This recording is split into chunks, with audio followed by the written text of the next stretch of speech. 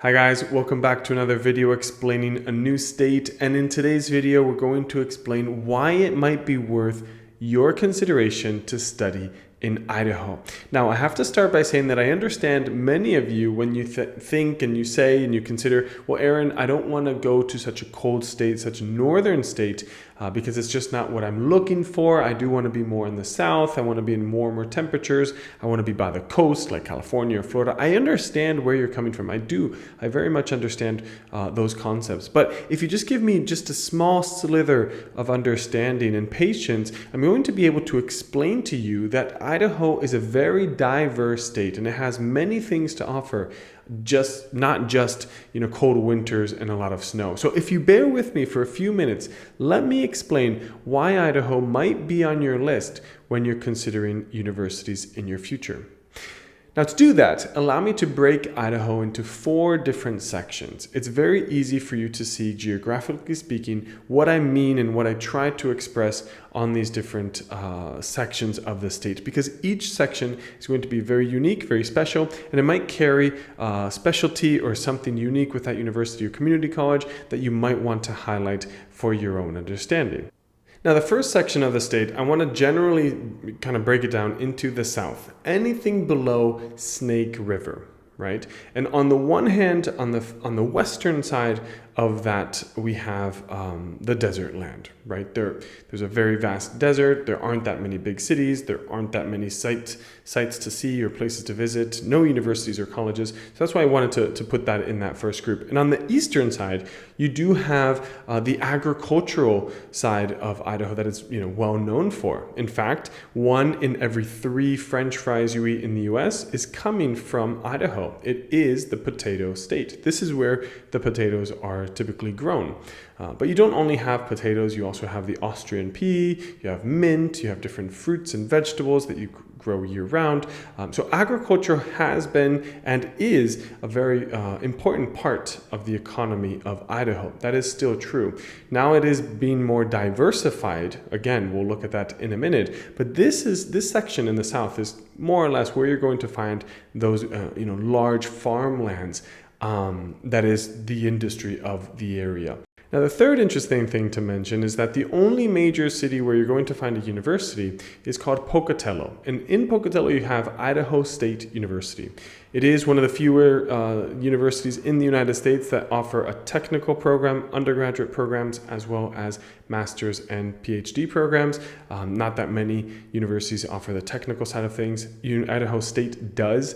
So if you're interested in looking into what other programs they have to offer, please check out Idaho State University. They have a very great business program, but more or less geared into the agribusiness side of things, since they are surrounded by so many farms and the agricultural strength of the area. So if you're interested in that, please go ahead and check out Idaho State University in the city of Pocatello. Now, the second region I want to bring your attention to is kind of a mix of 2. It is in the more northern area, the National Forest of Idaho, and then further down southeast will be just a region filled with different tourist attractions. You have on the more eastern side the Yellowstone National Park that then also blends into the state of Wyoming. You also have the Teton Mountain Range with its vastness and amazing views of the Teton Mountain Range. Overall, you have great little towns, quaint villages that you can visit and stay in. It is a tourist hub in the summer. They have fantastic weather overall during the summer and cool nights as well.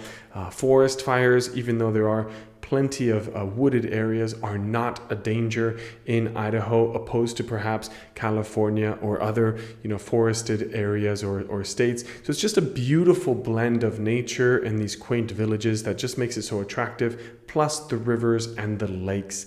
Fly fishing, hiking, canoeing, camping, all of the above can be done over these summer months, and as well, enjoy the wildlife. You have plenty of eagles, bears, deer, elk. You have pretty much everything you want to see, just like in Yellowstone National Park. So if you are interested, regardless of studying in Idaho or not, if you are interested in visiting and seeing the nature, the pure nature of these more northern states, then I highly recommend you check out this general region of the southeast border of Idaho. It is spectacular. And the forested area, for example, it is 1/3 of the entire state of Idaho. It is a huge extension of forests, and just, you can get lost in the wilderness and basically not see another human being just by walking through these woods for weeks on weeks on weeks. So if you're that type of adventurous person, or even if you're interested in the environmental studies, for example, or sustainability, Idaho might be a great place, because you are surrounded by lakes, by nature, by the life of this area. Splendid, beautiful, but again, lacking major cities, lacking major universities. So on the international education side of things, you might be interested in checking out a few community colleges, for example, in this area, but you're not going to find any major university in these cities either. Now, from that southern area and that southeastern area, we're going to continue up into what's considered the Panhandle, or the northern region of Idaho. The further north you go, the colder it gets in winter, and the more isolated it becomes as well. You find fewer and fewer villages the further north you go. People tend to be more and more isolated and just wanting to get away. So don't expect to find that many people or those major cities, because it just becomes wilderness upon wilderness upon wilderness. In fact, if you keep going all the way north, you will run into the U.S. border with Canada.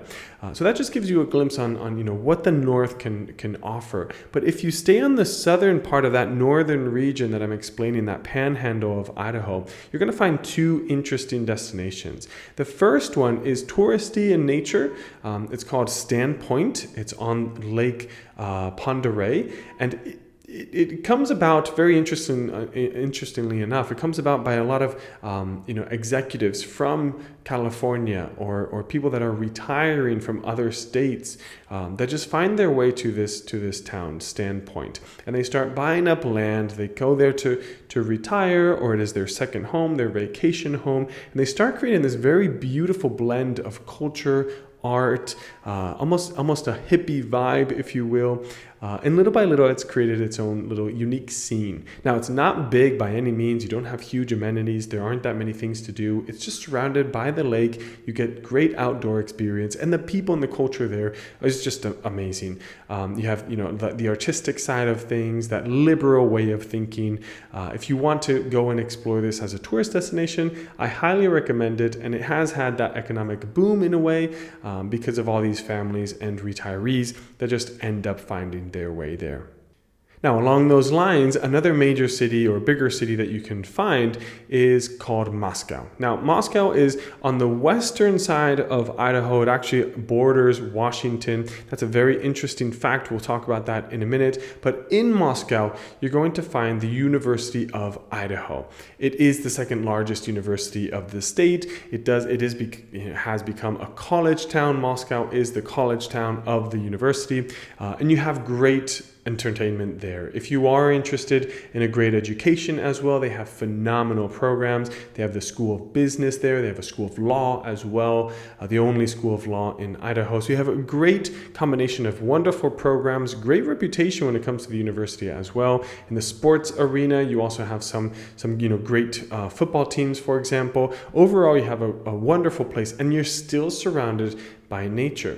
Now, as I mentioned, you're on that western border, and this plays a huge factor when it comes to the temperature, because you still have the Pacific from Washington State. You have the Pacific Ocean, giving that blend and that mild temperature influence coming from the ocean still plays a part in this region, in this general location. So you can expect to have very mild winters. The temperatures don't drop as they might on the southern or the eastern side of the state. You don't have those harsh winters like you might on that side of Idaho. So I think it's important that you know this and you realize that Even if you Google Idaho and you Google the minus temperatures, the lowest temperatures you're going to see, you will be astounded. You will be surprised, by how cold Idaho becomes. But that's not happening on that western side. And the city of Moscow is a clear example of this. So you do have mild winters. It's still winter season. You can still say that it's a 4-season state. You have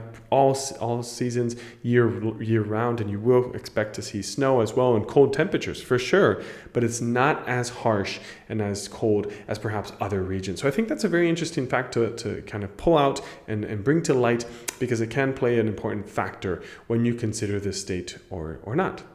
Now, the only minor thing about Moscow I might add is that the University of Idaho doesn't necessarily have the big, large companies around it to pull you into the job market. It is true that once you finish your degree, a lot of college students leave the area and they do find jobs elsewhere. They might go to Washington, which has a much stronger economy than Idaho.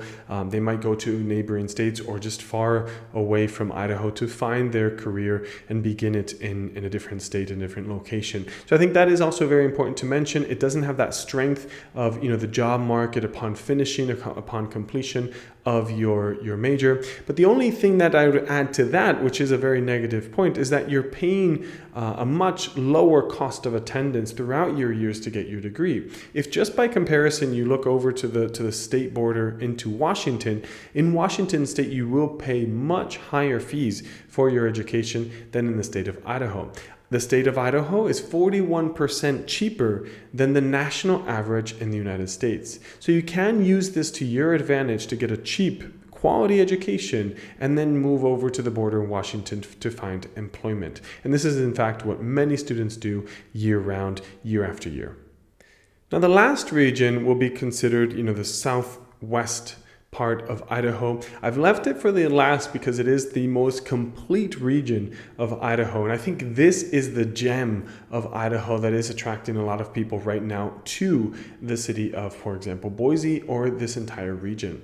And as I was mentioning, it has become a hub for other startup companies. A lot of companies are migrating away from California and into neighboring states, and one of these more or less close states is Idaho. Boise has seen an increase in population over the last 5 years. All the neighboring counties, cities, and villages and towns have also seen an incremental jump in sales purchases, in school numbers, in the percent of employees coming in tax returns. All of these numbers have just gone up month after month, and it is clear demonstration that the quality of life of Idaho is such that it is very attractive for people coming from California who want to live in a more rural area. They want to see open spaces. They don't want to go through the hassle of traffic when commuting to and back from work. So that's just a clear demonstration that Idaho is very attractive for U.S. citizens. So it might be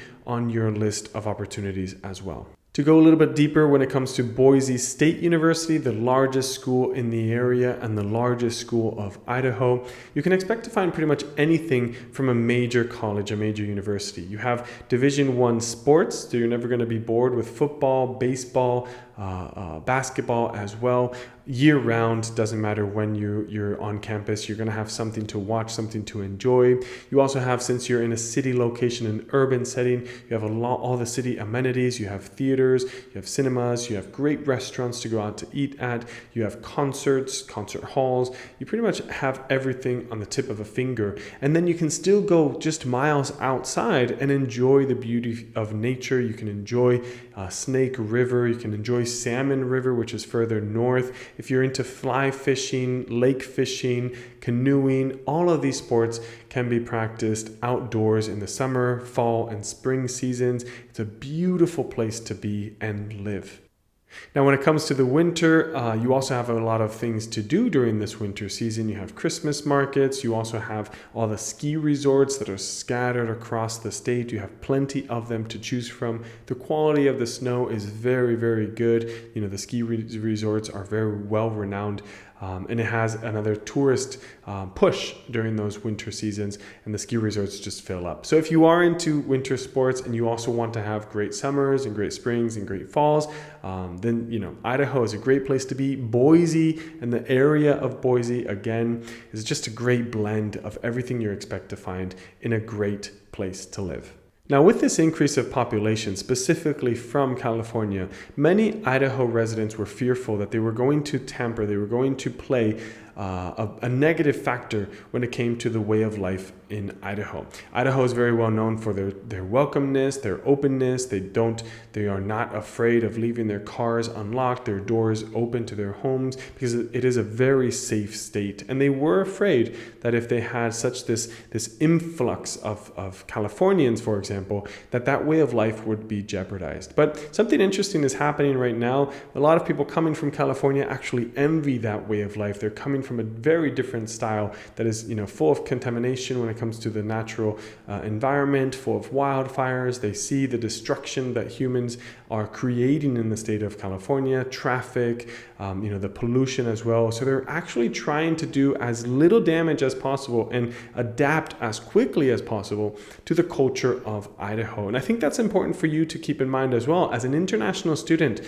going to a new state, try to learn as much as possible of that way of life before you reach the campus, so that you can also include yourself and understand where this culture is coming from, why they do the things that they do in that way, and not try to bring a simplistic view of how they live, but rather try to adapt to the area that you are entering. I think you can use this piece of advice for Idaho specifically, for sure, but pretty much any other state you visit. Try to not judge the way that people live, but rather understand why they're living in such a way and see if you can live in a similar manner.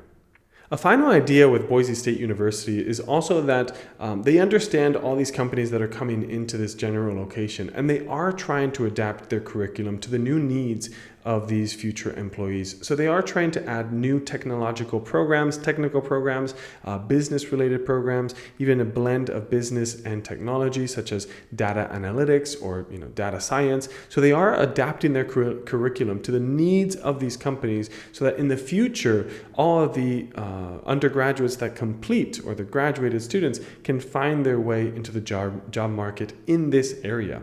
So opposed to Moscow, I would say that Boise State offers a much better picture, a complete picture, that when you do finish your undergraduate or graduate studies, you will find a position, you will have an offer on the table from a surrounding company in the area if you wanted to stay in this state. So if you look at those type of projections, I think Boise State University is in a good place, it's in very good hands, and you can see the growth of this community, the growth of the environment that it's building on the economic side is just going to be outstanding in 5-10 years. So there you have it, guys. Hopefully I've been able to explain in depth Idaho. I believe this state has a lot more to offer than what I've mentioned in this video or what is apparent on Google. So please take your time, do your own research in the state of Idaho. If you have more questions or you want Epro 360 to help and guide you to the United States and find the right university for you, then please click the link below. There's a link that will take you to an online form, and you just have to fill that out, and a free consultation will happen afterwards. We will contact you. We will have a conversation with you to understand your profile better, to see how we can be effective, how can we help you make your dream of studying in the US a reality. So please follow that link and book yourself a free consultation with an Epro 360 today. Last but not least, if you've liked this content and you want to see more states, then please smash that like button, hit the subscribe button, activate the notification, and that way you will get notified of all the future content that we're going to be creating. If you are interested in any other state, please leave a comment below and we'll work on getting that content ready for you. Until then, thank you very much, and until next time.